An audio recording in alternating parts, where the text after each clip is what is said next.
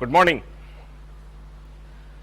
Today we are going to start our new chapter in this operating system paper that is called CPU scheduling. As you know that in your computer system, your most important component is your processor, and your processor is responsible for all types of computing and all types of processing.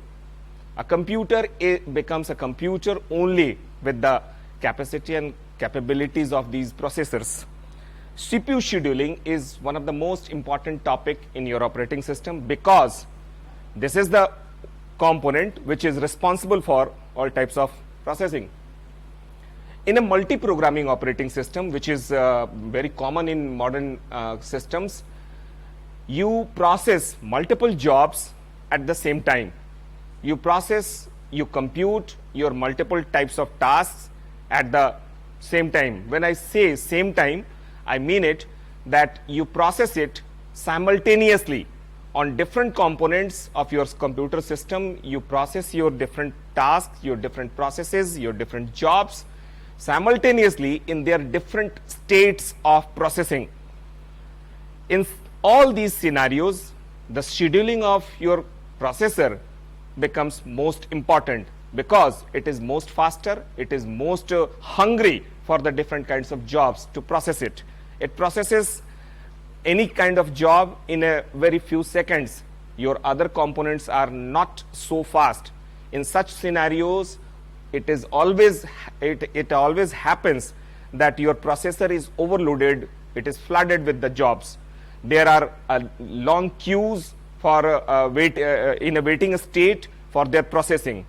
In such scenarios, the scheduling of your processor is very important and it should be managed very well. Now, try to understand this. In a multi-programming environment, if more than one job arrives at the same time for its processing at the processor, then which job should get the processor first and should compute their task? It becomes a moot point to decide that which job should be given the charge of the processor. In your modern systems, a part of operating system or a module of operating system which is responsible for scheduling the different jobs for their processing is known as schedulers. In modern operating systems, your computer systems has a component that decides that which job should get the charge of processor when and for how long time is known as CPU schedulers. In a complex system, there may be different kinds of schedulers, and that may coexist simultaneously. In very general, the concept of schedulers are of three types. There are one kind of scheduler that is called long-term scheduler. There is another kind of scheduler that is called short-term scheduler. There is another kind of scheduler that is called medium-term scheduler. In a complex system, these all three kinds of schedulers may coexist.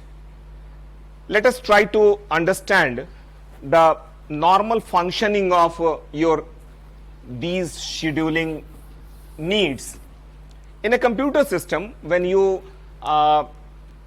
submit a job for its processing, in its earlier state, it first gets stored in a buffer memory. It gets stored in a buffer memory somewhere. That is that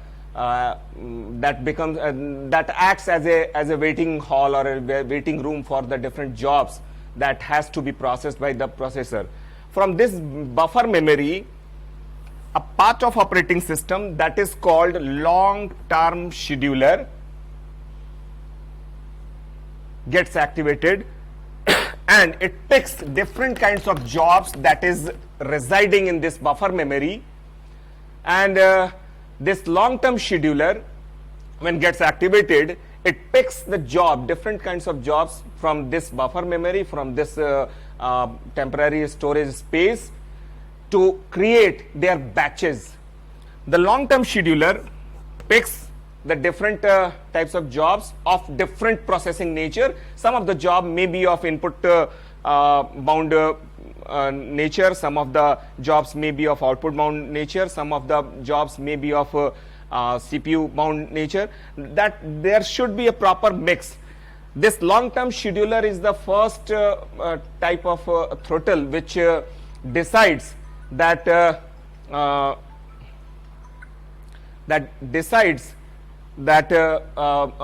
what set of jobs should be there in a batch which may be sent for their processing. This long-term scheduler creates different kinds of batches. In one batch there may be different numbers of the jobs that may be of similar processing requirement, or they may be of different processing requirement, but the duty or the job of long-term scheduler is to create different batches from this buffer memory. After that, this long-term scheduler hands over these batches to the short-term scheduler. This short-term scheduler's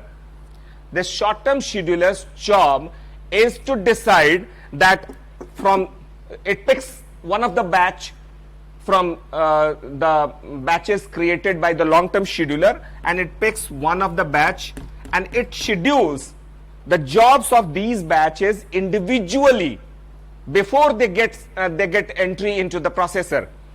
This is the job of the long-term scheduler.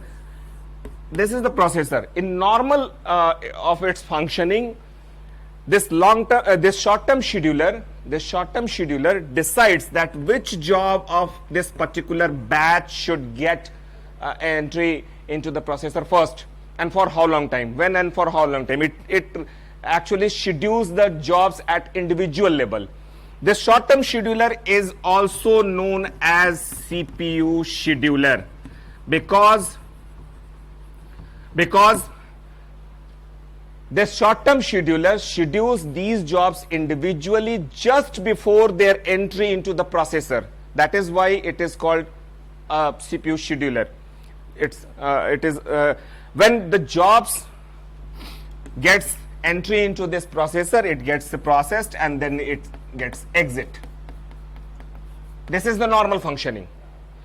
Which job will get entry into the processor first among these batch, from this batch, is decided by this short-term scheduler. Short-term schedulers uses different kinds of algorithms and different kinds of their scheduling policies to schedule them. That is another topic, and I will discuss that topic of CPU scheduling algorithms adopted by this short-term scheduler in another class, in a separate class. That is a separate topic. That is an extensive one. This is the normal functioning, that a job, when it is submitted for its processing, first it gets stored in a buffer memory, in a temporary storage. From there, the long-term scheduler first picks the jobs from that temporary storage and creates their batches. These batches of the jobs are normally created by their nature of processing demands. After that, batches are handed over to the short-term scheduler. Short-term schedulers from all these batches picks one of the batch and that schedules the jobs of that batch individually before they get entry into the processor. Now, what is that term medium-term scheduler? You listed in the beginning of this video that three parameters. If the job which is being processed in the processor, during its processing, if it requires any kind of input-output needs, if it requires to present some outputs, or if it requires to get some input from any source in your system, if it requires any input-output need during its processing, that job is normally not stayed. It is not stayed back into that processor, but rather it is evacuated from that processor and it is sent to another buffer memory.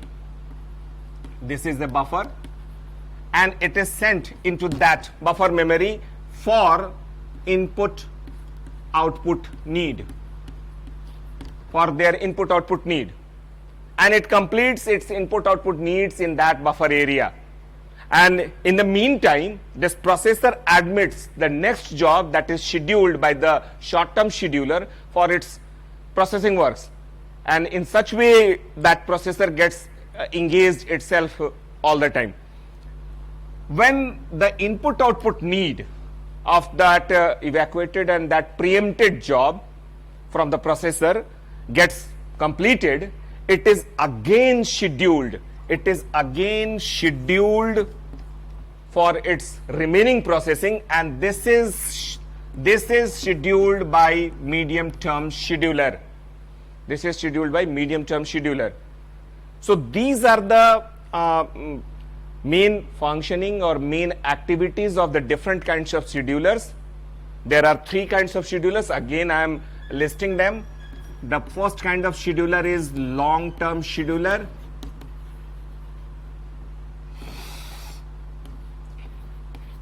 The second one is short-term scheduler.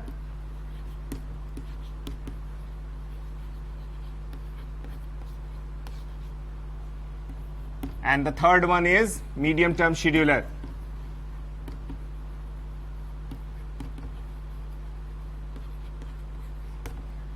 In a very complex operating system, which is your modern operating systems, these are the very complex. These all three types of schedulers may coexist at the same time, or in a simple system, there may be only one type of scheduler also. In its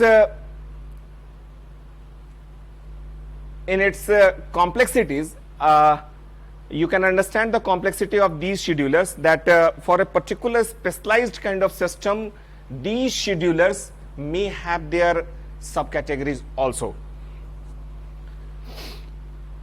Now, try to have a brief look at the different kinds of scheduling algorithms